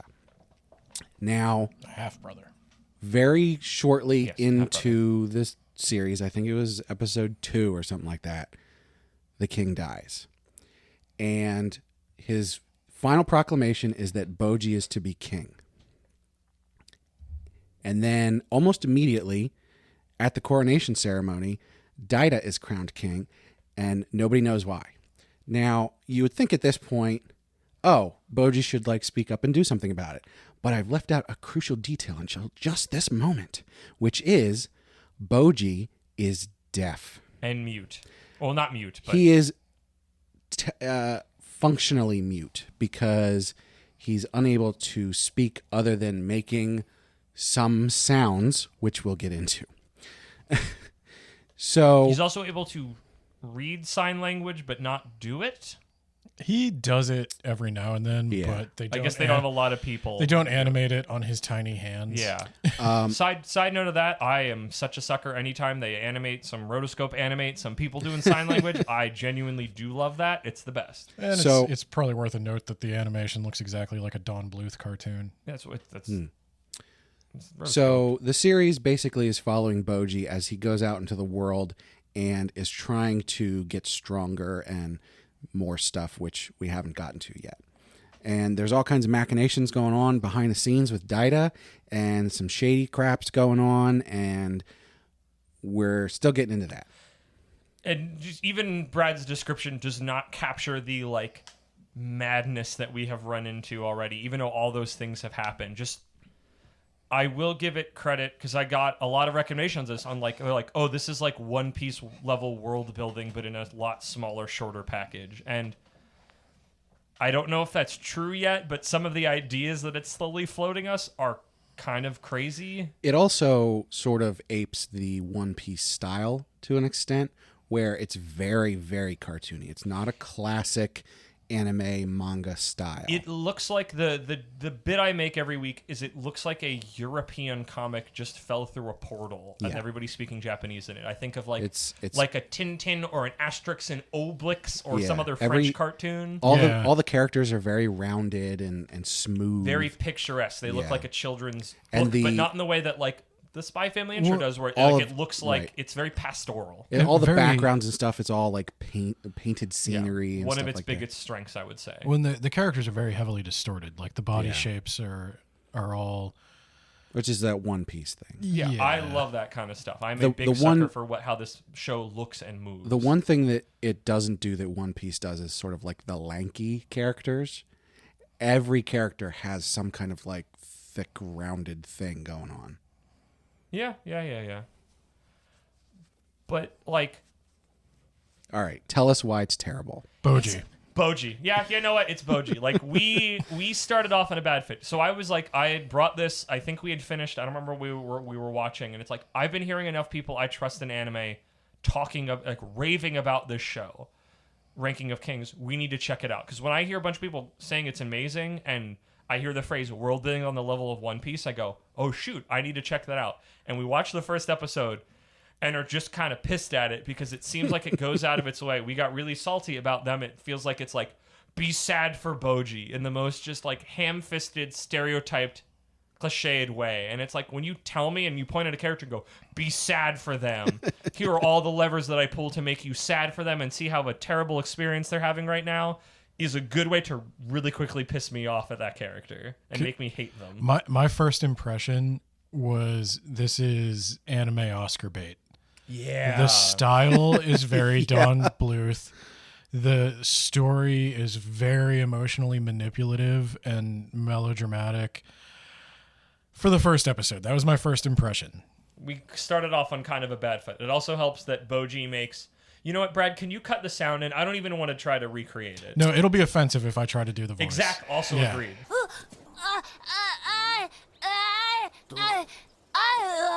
Where it's like, I get it. And that's part of the problem. So Like, I get it. I have to point out, in the first episode, we are bludgeoned with Boji's issues. That, like you said, they're very much like feel feelings. You have to feel feelings. This small boy, and it's like it's easy to make small things cute in anime. He's not a Anime's great person. at He's that. a puppy. Well, and the thing Yeah. it was like half of the first episode. Yeah. And then the other half was like, okay, something intriguing is going on here, and they start to sort of show you like, hey, there's more to Boji than you might think, and so Well, there's more to the world. Every Well, time the world I feel like definitely, we enjoy but- it the most when we're not following the Boji. end of the first episode is he's having a sparring match with Daida. Oh yeah. And they get you to that point where you're like, hey, Boji can actually do something. You gotta watch. And My special boy, he's out there. that Watch him was do the his thing. That was the thing that caught me. I was like, okay, I'll stick around for this. Now, granted, my bar is so much lower than you guys, Correct. but in the second episode, at the very beginning, they do another sad backstory of like the side character who's like a weird black blob assassin creature thing. Still not really sure what's up with that guy. And they did, oh my God, it was the whole half of the first episode. And it was just like, Be look how sad. bad his life was. Oh, these horrible things are happening. You need to feel sorry for him and be sad. And you know what? I don't mind emotional things. In fact, I quite enjoy them a lot of the times. Agreed. But when there's no build up to it, when you don't understand the character and beforehand, when it feels like it's all the normal levers that get pulled, Right, for it's have literally have just- sympathy for character. it's before emotional- You meet them, really. It's it's emotional manipulation. It's manipulation. emotional manipulation. And That's what we it kept just- coming back to. We got to the end of the first half of that second episode, and I was like, I don't know if I want to keep watching this. I don't remember what we saw that was like, because it was always there was just enough that I went, I need to know. The thing that happened was at the end of the first half, that was it. The second half of the episode was normal stuff again. Also, I think it's look also, And I kept me believe- around, and then collectively us. Then I believe the king died at the end of the second episode, which is the point where a weird demon thing comes out of him and points at Boji and then disappears into like smoke, like he's this strange, and it's the strangest thing that is so out of like Yeah. visual and character, So- everything that's going, and I remember just like, what was that? We're all like, What was that? we're like, oh, this was emotional manipulation, and this was awful, and why are they doing this? And then what the hell is that? And that is my experience of Boji, is getting really pissed off at Boji and then going, oh my gosh, this wild thing I've never seen. There's like a spot later that was like another big like, okay, I'm flagging, guys. I need something. And at the very end of this last episode that we watched, which I believe is about halfway through, yeah, a little under. there's like sort of a stinger kind of scene at the end that you're just like, oh my God, what is going on? Like, there's this spot where like Boji is out adventuring in the woods. I think they're trying to go somewhere with like two of his,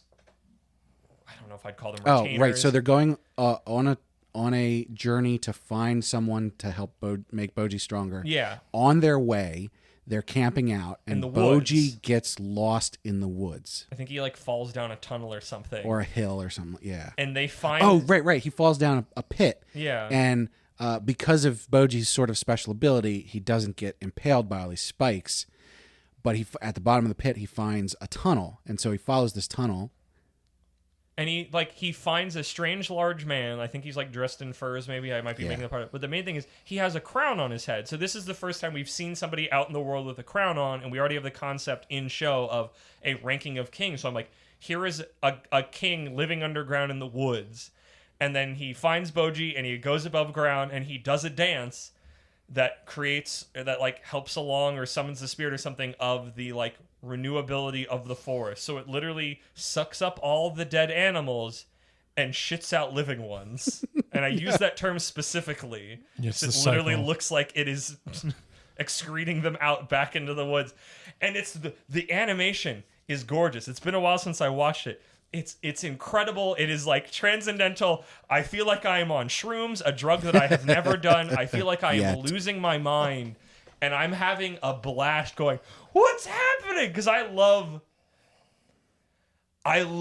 think I've ever loved and hated an anime as much as this. Because anytime Boji is the main thing that is on screen, I go, F this. I hate Boji. This sucks. I hate everything about him. Like, we're just heckling him the entire time. And anytime it's like another character that shows up or some other thing going on, like whatever Died is up to and that crazy like Game of Thrones stuff, it's just the wackiest, like wacky isn't the right word, but just the most like, what is like, I don't know what's happening. It's really this show has such a simple art style that so when wild things happen, you're like, it's not like it's like I didn't really quite parse visually what was going on. It's like I saw what was going on and I have no concept of what's happening, and it's kind of incredible. I love being confused by strange things that I can't parse, but that don't feel like they're too complicated to be parsed. The animation, it's like an act of befuddlement. The animation, 10 out of 10. Yeah. I don't. Yeah, no, I would say 10. I disagree. There's nothing else that looks like it. I'm not going to take it down that far though, so I'm not going to argue. Yeah, like, well, in my mind, I totally understand why people are attracted to it. Sure. It's like that Don Bluth thing, and I have a lot of respect for Don Bluth, and I get the look and feel looks great. The story is at its best when it's doing the weird occult stuff that has become the whole Daida subplot. Whatever's going on with Boji, I just could not care less about. And I really want to hear from people about this. Please, if you're listening to this, please, well, if you've watched Ranking of Kings, I want to know what does is drawing Boji get people better, to this. or did we just even start care out about on that. a bad foot on Boji? I want to know. I feel like he's our major sticking point because so much of all of Boji's plot makes me feel like they're emotionally manipulating me. There's definitely things there. The idea that he's going to have a growth arc and everything, and like the mystery of like, why is he tiny when he's the son of giants, and what's going on there. The mystery of I don't know what's going on in the show and where it's going, and I'm so glued to know where. So there's something there, but I need to know what it is that attracts people to this, because there's so much. This is. I've heard that it's a really good representation of deaf people. And honestly, I know some deaf people, and none of them make weird noises like he does. Like, Brad, play the sound again. I know you played it earlier in post-editing, but play it again just for clarity's sake. And I don't understand.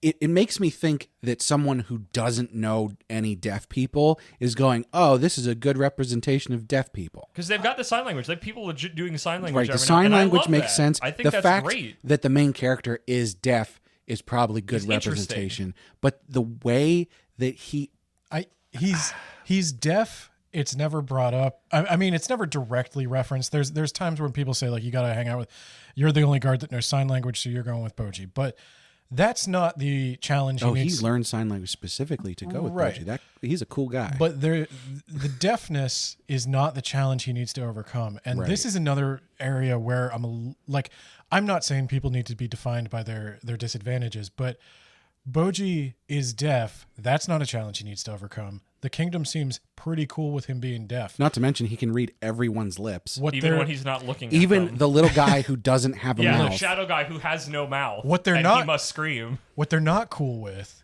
is that he's not physically strong. Right. Which is just dumb to me. This is a weird case. That's coming from a kingdom where the king was literally the strongest being in reality, supposedly. This is a weird case where I think Mr. Isekai Sensei Sama is actually the one in the middle here, because I am watching it to keep up with the conversation. I don't like it. I like I said, animation is a 10 out of 10. It's worth checking out just for the animation. But the occult stuff that's going on with Daida is what interests me the most. But it needs Boji to turn on. Like, Boji is going to be the heart and soul of the story. He has to be, because I think where they're going is Boji's kingdom is going to fall, and he's going to need to save not just his kingdom, but his family, because he has a weird relationship with his stepmom. He's probably like Daida even has more redeeming qualities as time goes on, and you start to feel bad for him. And so like, that's where they're going with this. And that's what I'm sticking around for, because I see the light at the end of the tunnel. Right now we're sitting in the darkness of Boji being weird and annoying, and it makes you go like, is there a way out of this? But I see it. I can see the end, and I go, I'm going to keep going that way. We're going to find out. I've committed to a season. I will give it a season.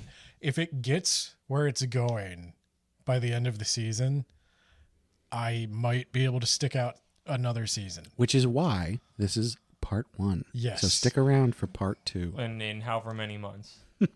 Yeah. I think I'm the driving force why we keep watching it the most. My dislike and anger are usually the most vocal. My joy is also the most vocal when we watch it. It brings me great joy when we watch an episode, because we've been doing Spy Family at the start, which is immaculate and we all gush about and I have a great time. And then we watch, what is it called, Brad? I'm so sorry. Faraway Paladin. Faraway Paladin. Which we haven't talked about yet, and we will. Is a little bit more low key, so it's like a nice little middle section.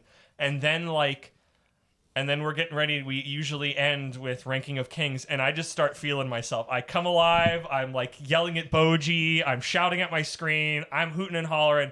I am having an absolute blast loving and hating this show. It brings me joy. It brings me life.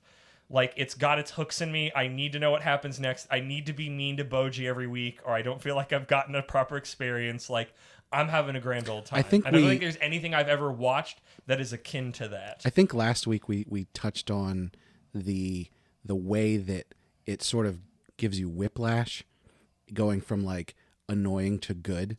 Well, it's like 1 minute pissed off to wonder. Right. 1 minute you're watching Boji, and it is all the fun of having a bad movie night, as everybody rolls their eyes and is angry and hoping Boji will shut up. And then there's these like weird peaks where it is like the best of Dawn Bluth and Adventure Time and like Labyrinth and Yes. Just like weird fantasy stuff that I've never seen before, that I would not expect to see in this art style and setting. And you're like, well, what's that? Put the camera back on that. I need to see and somebody tell me about this. And they're like, no, we're going to go over here. But it feels like in a way that they very clearly know what it all is and what it means. And it's just like, I need to know what that is. And they keep giving me more of those. And I guess maybe if those don't land when they start answering them, I think that might just make me turn entirely. But for right now, they do the thing that I love in anime, is they're showing me weird concepts and things, and I love weird concepts and things that I've never witnessed before. And I will say Ranking of Kings is really good for that, of showing me strange things. I want to be clear, and this might just be my opinion, so you guys will need to let me know, but I don't hate or I'm not annoyed by everything surrounding Boji. I think the growth arc that we're starting to get to, like in the last episode, I think it's interesting there. The thing that really gets me with it, the thing that annoys me the most, is what I think is terrible portrayal of the way that he sounds. It doesn't help. Which is just really... There's other things about him that piss me off now, and maybe that's because of that initial bad taste, but it does not help. The other thing that I don't like is how he's played for those emotional beats in a way that feels manipulative, which we touched on a little bit. Yeah. But I just wanted to be clear that like a lot of his story I am drawn to. I am interested in. He's at least age-wise almost a teenager, but he acts, I sounds, and think looks he's like a 13 or preschooler. 14. Yeah. Because he's at least however many years older than Daida, and Daida looks like, who I think is 10 or 11. which I guess it's hard to read on him because he's been in the court. He's kind of a little bit older, seeming. But I don't mean this comparison to be insensitive. he seems younger than Daida, even though he is clearly he is mechanically not. Right. When I say this, know that it has nothing to do with Boji's physical disabilities and everything to do with his character. Yeah. You could replace Boji with a puppy and it's the same story. Yes. Agreed. He works real hard. He's got that good ethic. He's loyal. A puppy with opposable thumbs. Right, yeah. but he wants to impress, and he's constantly abused and rejected, but he finds his one friend, and that's the Shadow Guy, and him and the Shadow Guy go off on an adventure, and, Boji just keeps trying really hard, but he keeps getting setback after setback, but then he just tries real hard again, and it's just... Boji needs character development. It's so straightforward in a way that the rest of the show just isn't, and that's why it's just like... It's maddening, and it's like, there has to be a reason to this. There's too much other things going on in the show that are so weird and different, and I would say clever, that it's, and like clearly setting up dominoes, that it seems, it's strange how straightforward and by the books Boji's stuff is. I agree with that. Like, it's obvious that the writers can write, because there are peaks where it is like top tier fantasy.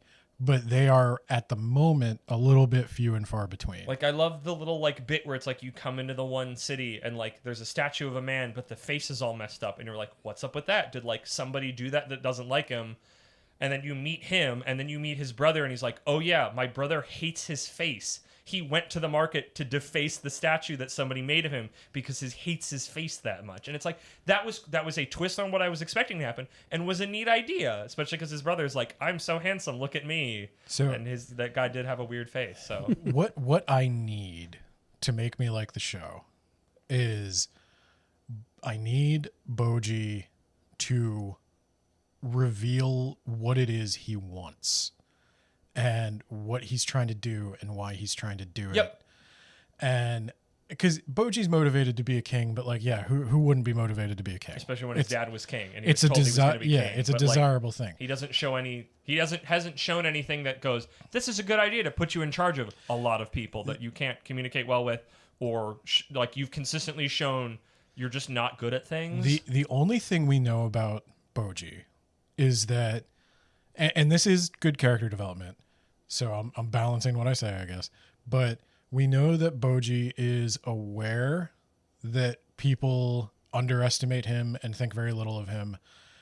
And we know that bothers him, but he puts on a brave front. Also, he's really good at dodging. And we also know... Spoilers. We also know that he first appreciates his shadow friend. He's got empathy. Yeah. So voiced by ProZD in the English dub, which I wish we could just get. Everything else was the Japanese, at least right now, but him would just be ProZD, because ProZD, that like little clip we listened to get what English Boji sounded like. ProZD's freaking. What's his actual name? I want to like respect him a little bit more. Sunwon Cho. Yeah, he's like, I wish we could just get the English voice for the Shadow correctly. Guy for while we were watching the Japanese original stuff. So yeah. But yeah, I need a little bit more Boji character development, and I need it like 2 episodes ago. Yeah. Like by the end of the season, he's got to be somewhere else. There's definitely a lot of dragging. But as we've mentioned, we're committed at this point. We're like halfway in. So this is our sticking the knife in the hitching post. We'll be back here in a couple of months. I hope to be back here in a couple of months, just saying how completely wrong I was and how I was an idiot for ever having this opinion. Yeah, I think that's why we're doing it more than anything else, where this could... I genuinely don't know what direction this is going to go for all three of us, and I think that's going to be... It's so why wobbly. we wanted to capture this to... It gives me whiplash. Freeze this moment, this feeling in Amber, to come back to it later and go, either we were crazy or we were on top of this, or wow, we got completely whatever. Like, and again, like, don't spoil stuff for us, but... let us know, like, why did you like it a lot, or why did you hate it? Or maybe, or say that we haven't reached a certain point that it's like, oh, it'll make sense here or something. Like, but there are, I would say, there's probably at least one point in each episode where something weird and mysterious happens that we all we're all like, what was that? Yeah, what? I live for that. It is happening with increasing frequency, and those are the things that are keeping us around. Yes. So yeah, I'm hopeful. If I were watching it on my own, I would have probably shut it off, but I do think I could recommend it as a group watch. Yes. There's a lot to talk about. Literally a delight every week. I'm sad we can't watch it this week because we're recording. But speaking we also, of group watching, let us know if you'd like to get some live commentary on Ben watching Konosuba for the first time. Yeah, I have no idea what Konosuba is. I keep hearing about it, and I'll be real, I thought it was some kind of like isekai porny harem thing. I mean, yes, but no. Okay. Yes, it's but pretty, not it's how pretty you're much that. thinking. I've seen all of Konosuba. There's more to it, but pretty much this that. was why when Yeah. he revealed he hadn't seen Konosuba and didn't know about it, and both you and I teamed up, which is a very rare team up in this case against Ben. It was like, oh, we need to do this. So yeah, maybe we'll do some Konosuba diaries on our YouTube page and or little bonus episodes here.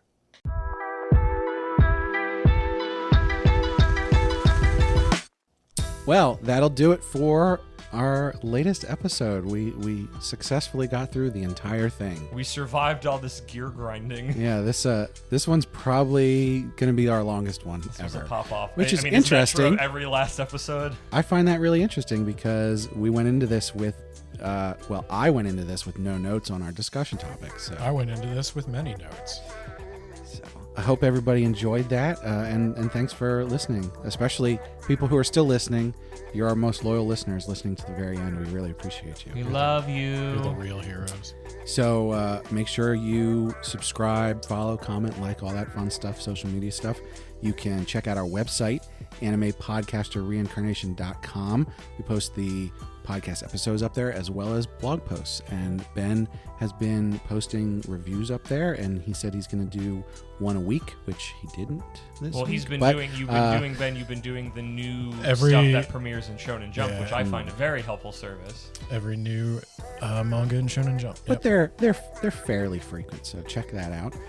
You can hit me up on Twitter at Isekai Sensei. You can also email me, isekaisenseisama@gmail.com. We've got our YouTube channel, That Time I Got Reincarnated as an Anime Podcaster, where we do simul release of the podcast up there in stereo. And hit us up on Good Pods, which is a good place to leave a comment on the episode. Not a lot of the other podcast apps, it's difficult to leave comments at places. So. And I think it would be great if somebody could just take the transcript of this and machine translate it into Japanese. And then machine translate that back into English and then give it to us. Yeah. I will post that as the official transcription of this episode if someone does that. The auto subtitler takes in the audio and then translate that into Japanese and then translate that back into English. That'd be a mess. Ben, you got some plugs? Oh, yes. If you haven't heard enough of me complaining about problems I have with literature and writing, you can listen to me on the other podcast I do called Words About Books. Check me out on Twitter at BenboSwaggins. And just keep looking for those blog posts. I'll do another one this week. And if you are listening to us coming from Words About Books, hello. Ben mentioned me multiple times on the last We episode. covered a Minecraft isekai, so if you're interested in isekai in other forms. Both complaining and praising. So that was a fun one. Andrew, plugs? You can find me here. I'm here. That's about it. Goodbye. We're going to figure out what to do with those old Ramble Rousers episodes. Yeah. But until then, Andrew's here. What's your Twitter? I think I'm Kermit D. Grog. I believe so. So you I can hit remember him if up it's on there. O or D. Every 2 weeks or so, he checks that out. So as I said, thanks for listening. And remember, if you find yourself in another world, I hope you know the language.